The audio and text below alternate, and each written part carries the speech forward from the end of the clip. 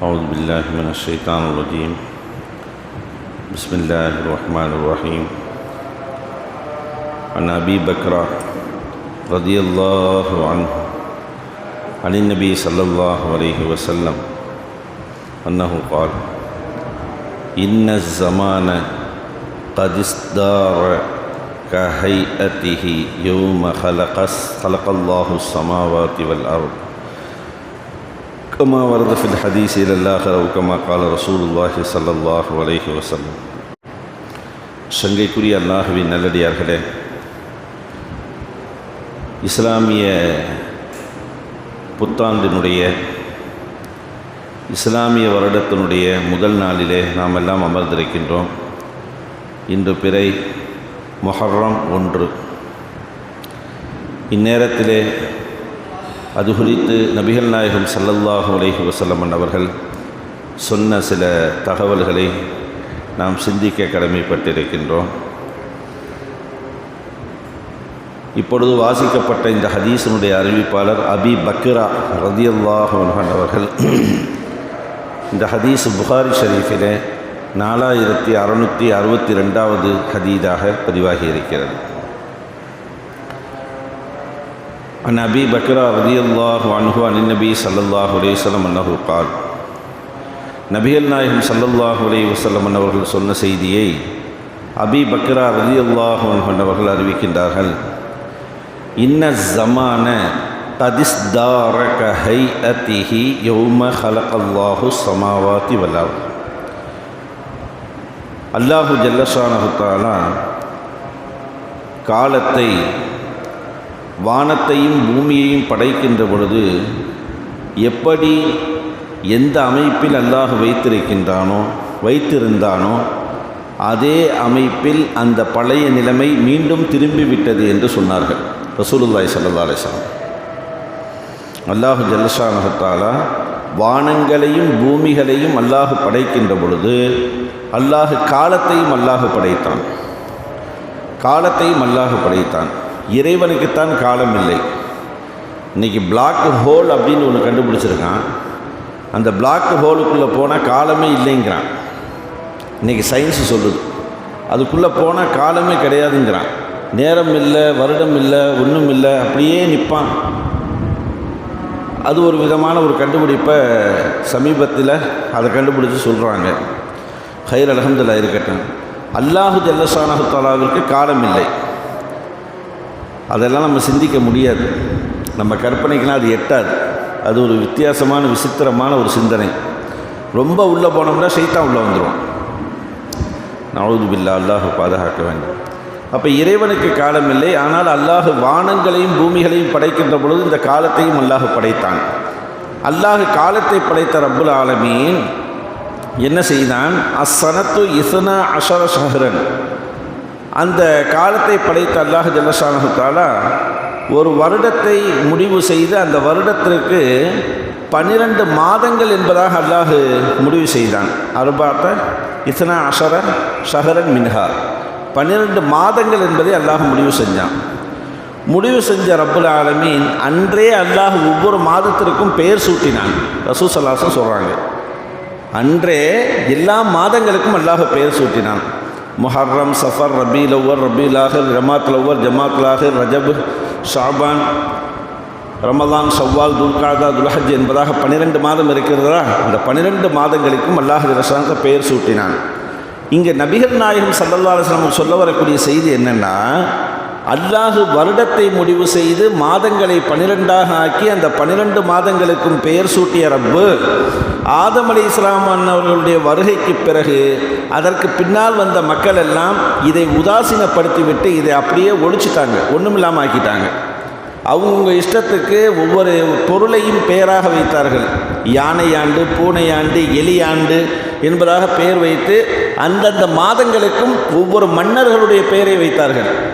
12 மாதங்களுக்கும் ஒவ்வொரு சிலைகளுடைய பெயரை வைத்தார்கள். இப்படி என்ன செஞ்சிட்டாங்க? அந்த மாதங்கள், வருடங்களை எல்லாம் குழப்பி எடுத்துட்டாங்க. நபி ஸல்லல்லாஹு அலைஹி வஸல்லம் சொல்ல வரக்கூடிய செய்தி, இந்த செய்தியை ரசூல் ஸல்லல்லாஹு அலைஹி வஸல்லம் எங்கே சொல்கிறாங்க தெரியுமா? கடைசி ஹஜ்ஜு யௌம் அரஃபாவுடைய நேரத்தில் ஹஜ்ஜத்துல் வதாஇல் உலக புகழ்பெற்ற பயான் செஞ்சாங்கல்ல, அந்த பயானில் சொற்பொழிவில் ரசூல் ஸல்லல்லாஹு அலைஹி வஸல்லம் சொல்கிறாங்க, ஹஜ்ஜத்துல் வதாஅல அப்படியெல்லாம் குழப்பி விட்டார்கள். ஆனால் அல்யௌம அக்மல்து லக்கும் தீனக்கும் வஅத்மம்து அலைக்கும் நிஅமதி வரதீது லக்கும் இஸ்லாம தீனா. இப்பொழுது இன்றைய நாளிலிருந்து உங்களுக்கு தீன், நம்மளுடைய மார்க்கம் பரிபூர்ணப்படுத்தப்பட்டு விட்டது. பரிபூர்ணப்படுத்தப்பட்டு விட்டதனுடைய பொருள் என்ன? எந்த குறையும் இருக்கக்கூடாது. அப்பொழுதுதான் பரிபூர்ணம் என்பதாக நம்மால் சொல்ல முடியும்.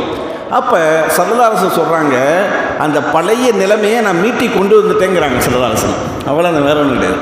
அந்த பழைய நிலைமையை ஆதம் அலைஹிஸ்ஸலாம் படைப்பதற்கு முன்னால் எப்படி இருந்ததோ அந்த நிலைமையை நான் மீட்டி கொண்டு வந்து, வருடம் இப்படித்தான், மாதங்கள் இத்தனைக்கு பேர் இதுதான் என்பதாக நான் கொண்டு வந்துட்டேன் அப்படிங்கிறத ரசூல் ஸல்லல்லாஹு அலைஹி வஸல்லம் சொல்கிறாங்க. அதில் இந்த ஹதீஸினுடைய தொடரில் சொல்கிறாங்க, அர்பாத்துல் ஹுரும் மின்ஹா அர்பாத்துல் ஹுரும், அந்த 12 மாதங்களில் யுத்தம் செய்வதற்கு அல்லாஹ் ஹராம் ஆக்கிய தடுக்கப்பட்ட 4 மாதங்கள். யுத்தம் செய்வது ஹராம். நம்ம மார்க்கத்தில் யுத்தம்ங்கிறதே கூடாது, சண்டை சச்சரவு கூடாது. இதை நம்ம மார்க்கம் வன்மையாக கண்டிக்குது. யார்கிட்டையும் சண்டைக்கு போகக்கூடாது, சண்டை சச்சரவு, ரத்தத்தை ஓட்டக்கூடாது, இதெல்லாம் இருக்குது. ஆனால் நபிகள் நாயகம் ஸல்லல்லாஹு அலைஹி வஸல்லம் உங்கள் காலத்தில் யுத்தம் செய்தார்கள் என்றால் தன்னை பாதுகாத்துக் கொள்வதற்காக வேண்டி, தன் உடைமையை பாதுகாத்துக் கொள்வதற்காக வேண்டி, தன் உரிமையை பாதுகாத்துக் கொள்வதற்காக வேண்டி, தீனை பாதுகாப்பதற்காக வேண்டி, இஸ்லாத்தை பாதுகாப்பதற்காக வேண்டி, தன்னுடைய இருக்கக்கூடிய அனைத்து முஃமினீன்களையும் பாதுகாப்பதற்காக வேண்டி அறப்போர் செய்தார்கள். அறப்போர். அந்த அறப்போர் அவருடைய காலத்திற்கு பின்னால் அதோடு அப்படியே முடிஞ்சிருச்சு. அதைத்தான் சொல்கிறாங்க, இந்த அறப்போராக இருந்தாலும் கூட, தன்னையும் தீனையும் பாதுகாப்பதாக இருந்தாலும் கூட இந்த 4 மாதத்தில் செய்யக்கூடாது, இந்த 4 மாதத்தில் செய்யக்கூடாதுன்னு சொல்லிட்டு ஸல்லல்லாஹு அலைஹி வஸல்லம் சொன்னாங்க. அதில் முதலாவதாக ஸலாஸத்துன் முத்தவாலியத்துன், 3 மாதங்கள் தொடர்படியாக வரக்கூடிய மாதங்கள். ஒன்று துல் கஅதா, யுத்தம் செய்வதற்கு தடை, சங்கையான மாதம், கண்ணியமான மாதம். 2வது துல் ஹஜ்ஜா, யுத்தம் செய்வதற்கு தடை, கண்ணியமான மாதம், சங்கையான மாதம். 3வது வல் முஹர்ரம், இந்த மாதம் முஹர்ரம் மாதம், அதுவும் சங்கையான மாதம், கண்ணியமான மாதம், யுத்தம் செய்வதற்கு தடை. அடுத்து சொன்னார்கள் ரஜபு மாதம். இந்த ரஜபு மாதம் முதர் அப்படிங்கிற ஒரு குலம் இருந்தது, கோத்திரம். அந்த கோத்திரத்தில் இந்த ரஜப் மாதத்தை சங்கையாக அவங்க என்ன செய்வாங்க, கண்ணியப்படுத்துவாங்க. அடுத்த ஸல்லல்லாஹு அந்த ஹதீஸினுடைய தொடரில் சொல்கிறாங்க, முதருல்லதி பைன ஜமாதை ஷாபான் ஜமாதுல் ஆஹிரா, 2க்கும் மத்தியில் இருக்கக்கூடிய இந்த ரஜபு மாதம் என்பதாக ஸல்லல்லாஹு அலைஹி வஸல்லம் சொல்கிறாங்க. அப்போ அந்த அடிப்படையில் அல்லாஹ் படைத்த அந்த பழைய நிலைமையை நபிகள் நாயகம் ஸல்லல்லாஹு அலைஹி வஸல்லம் அவர்கள் மீட்டி கொண்டு வந்துவிட்டு, இந்த 4 மாதங்களை நீங்கள் கண்ணியப்படுத்திக் கொள்ளுங்கள் என்று சொன்னார்கள் அல்லவா, அதில் தொடர்ந்து 2ஐ கடந்து விட்டு 3வது மாதத்தில் நாம் அடியெடுத்து வைத்திருக்கின்றோம். இந்நேரத்தில் இந்த முஹர்ரம் மாதத்தில் கடந்த ஜும்மாவில் நம்ம சொன்னதை போன்று இந்த முஹர்ரம் இஸ்லாமிய புத்தாண்டுடைய துவக்கம் என்பது, இதற்கு பின்னால் இருக்கக்கூடிய வரலாற்று நிகழ்வுகளை எல்லாம் நினைத்து நம்மளுடைய ஈமானை அதிகப்படுத்த வேண்டும். அதே நேரத்தில் இன்று ஒரு தவறான சிந்தனை சில மக்களிடத்தில் இருக்கிறது. முஹர்ரம் பிறை 1 ஆரம்பிச்சிருச்சுன்னா அந்நாளிலே திருமணம் வைக்கக்கூடாது, புது வீடு குடியேறக்கூடாது, இப்படியெல்லாம் கறிமீன் சாப்பிடக்கூடாது. இதெல்லாம் ஒரு மகா மட்டமான ஒரு மூட நம்பிக்கை என்பதையும் நாம் கவனத்திலே வைத்துக்கொள்ள வேண்டும். ஸல்லல்லாஹு அலைஹி வஸல்லம் காரணம் என்ன சொல்லுவாங்கன்னா, ஹுசைன் ரலியல்லாஹு கர்பலாவிலே வஃபாத்தான மாதம் அப்படின்னு சொல்லுவாங்க. துக்கம் அனுஷ்டிக்குதல் என்பது நம்ம மார்க்கத்திலே கிடையாது. துக்கம் அனுஷ்டிக்க கூடாது. துக்கம் நமக்கு வந்துச்சு அப்படின்னா பொறுமையாக இருந்தால் நம்ம மார்க்கம் சொல்லுது, பொறுமையாக இருக்கணும். நீ சந்தோஷம் உனக்கு வந்துச்சு அப்படின்னா நீ அல்லாஹ்வுக்கு நன்றி செலுத்து அப்படின்னு நம்ம மார்க்கம் சொல்லுது இல்லையா. அந்த அடிப்படையில் துக்கமான ஒரு மாதம் என்பதாக சொல்லுவது என்பது அது முற்றிலும் தவறானது. அதை கவனத்தில் வைத்து அவர்கள் என்ன செய்கிறார்கள், கல்யாணம் முடிப்பது, திருமணம் வைபவங்கள் வைப்பதில்லை, அதே போல் புது வீடு கூடி போகிறதில்லை. இது போன்ற நல்ல நிகழ்வுகள் எது இருக்கின்றது அனைத்தையுமே அவர்கள் செய்வதில்லை. அது முற்றிலுமாக நம் மார்க்கத்தில் தடுக்கப்பட்டிருக்கிறது என்பதையும் நாம் கவனத்தில் வைத்துக்கொள்ள வேண்டும். சங்கைக்குரியவர்களே, நம்மை விட்டு நாட்களும் நேரங்களும் போயிட்டே இருக்குது. கொஞ்சம் யோசிச்சு பாருங்கள், ஒரு 5 நிமிஷம் உட்காந்து யோசிச்சு பாருங்கள். 10 வருஷத்துக்கு முன்னாடி 10 வயசு கம்மியாக இருந்தோம், 10 வருஷத்துக்கு பின்னாடி இப்போ 10 வயசு அதிகமாகிடுச்சு. இனிமேல் அல்லாஹ்தாலா எத்தனை வருஷங்கள் நம்மளை வச்சுருக்கான் அப்படிங்கிறது அல்லாஹ்வுக்கு மட்டும்தான் நமக்கு தெரியும். நம்மளுடைய மரணம் எப்படி இருக்குங்கிறது அல்லாஹ்வுக்கு மட்டும்தான் தெரியும். நம்ம நன்மைகளை என்ன சேகரித்து வச்சுருக்கோம் அப்படிங்கிறது நமக்கு தெரியும். எல்லாமே அல்லாஹ்வுக்கு தெரியும். நன்மையை என்ன வச்சுருக்கோம் அப்படிங்கிறது நமக்கு தெரியும். எத்தனை வக்து தொழுதுருக்கோம், எவ்வளவு தொழுகலை, என்னென்ன பண்ணியிருக்கோம், எவ்வளோ பாவங்கள் பண்ணியிருக்கோம் அப்படிங்கிறதெல்லாம் இது போன்ற நிகழ்வுகள் நாட்களிலே நான் நினைத்து குறைந்ததை அதிகப்படுத்த வேண்டும், பாவங்களை குறைத்து கொள்ள வேண்டும் என்ற ஒரு அழகான தகவலை இந்த முஹர்ரம் மாதத்தினுடைய முதல் பிறை நமக்கு சொல்லித் தருகிறது.